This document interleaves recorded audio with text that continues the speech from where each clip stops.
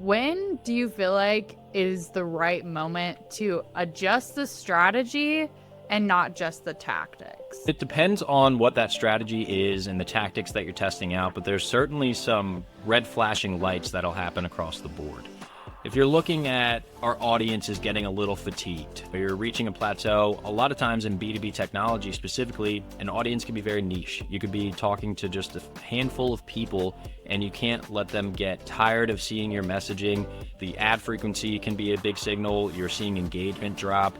The list that you're reaching out to has been exhausted. You might need to take a step back and say, maybe we're not talking to the right people. Maybe we need to expand the persona. Maybe we need to dive into a different industry or a different market. The next thing is if you're running ads and your cost per lead has doubled 2 weeks in a row, or you're looking at it on a monthly basis and it just keeps doubling, but it's not leading to a big growth in your pipeline and your customer acquisition cost is just growing and growing.